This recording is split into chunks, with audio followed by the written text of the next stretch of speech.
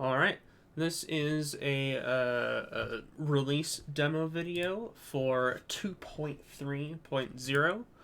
We're going to dive right into it. The last update videos have been a little bit long. I'm going to try to keep it concise. This time around, first up, the first thing I want to hit is that there's a data structure update with regards to how I store data in JSON files. So your JSON files that you download off the Electron or off online, or that's stored in local storage, I tweaked that. I have details in the changelog here about how it's different compared to what it was. The app is currently configured to automatically handle upgrading this, but it's always a good idea to back up. The way this works is if you boot up your app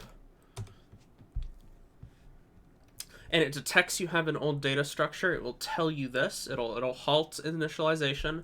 It'll provide you some information, and it'll give you two buttons. The one on the left, which I highly recommend you do, allows you to back up your current data. You can click it, and it'll give you your backed up data. If you're in Electron, you can pick where you want to save the information. Back up your current info. The second button, when you click it, it will take your old data and migrate it to the new structure. This is all automatic, shouldn't require anything from you.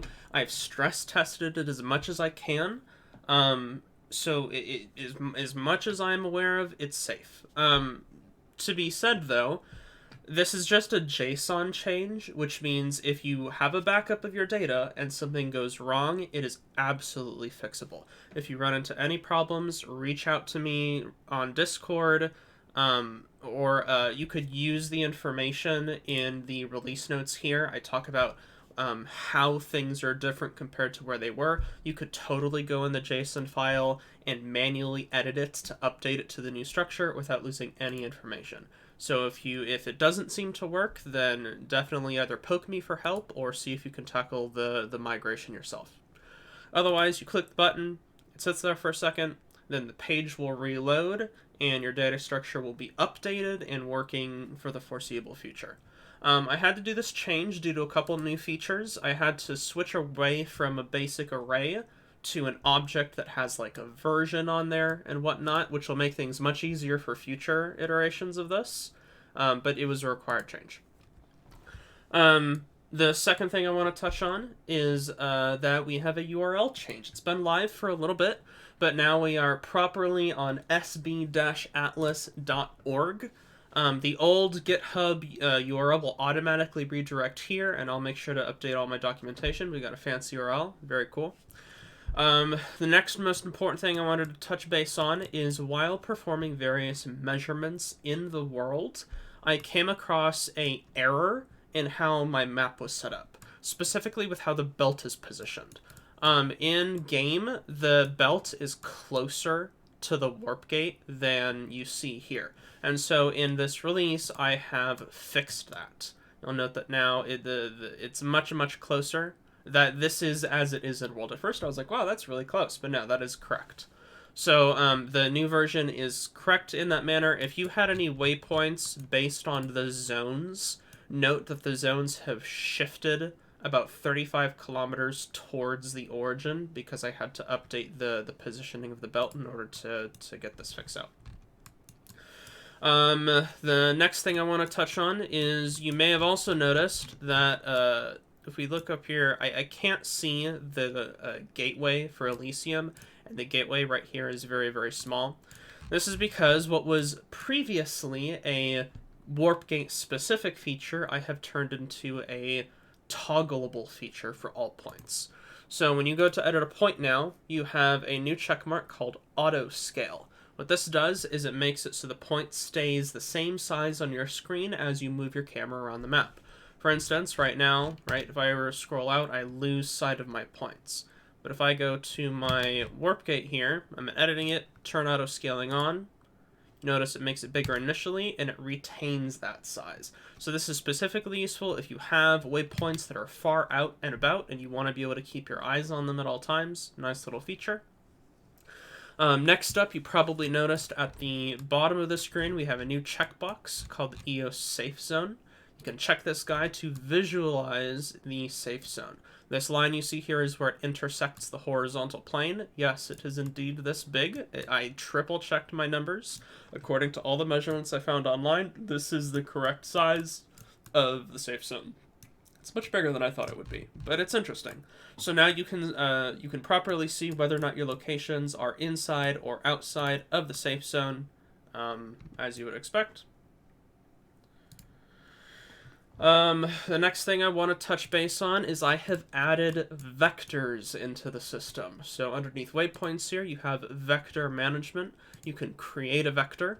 Vectors have a number of properties, and they're all kind of interlaced with each other. You have start point, you have a direction, you have an end point, you have a length. And so each one of these can kind of be calculated off of each other. So because of that, you have two different modes that you can run this in. The tooltip explains them. The basic gist of this is one mode, you can define a start point, a direction, and a length. And the second mode, you define a start point and an end point.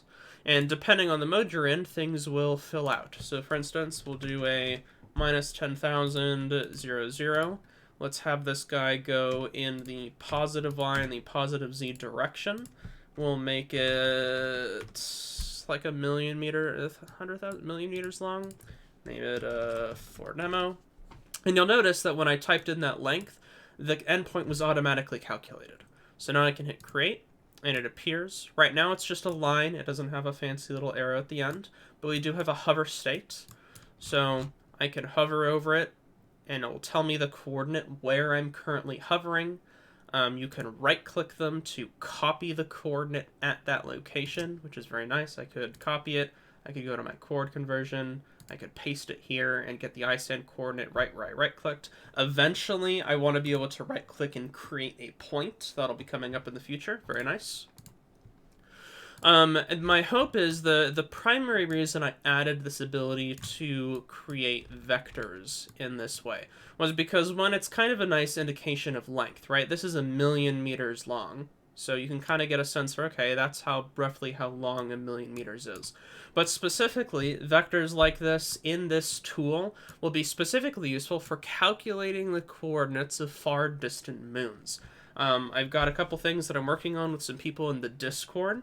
If you are interested in helping, and you've made it this far in this video, I need some pilots to grab some ships from me and fly out to a few different locations at the edge of GPS range to take directional measurements of the moons as we see them. And then based on those directional measurements, I can plot these vectors here in the tool. I can perform some math on the sidelines in Google spreadsheets and potentially take these moons that are currently flat right now, flat on the horizontal plane, and position them vertically correctly. So then we can have a better representation of where really these other moons are in the solar system, which would be very fun. So if you're interested in helping with that, join the Discord.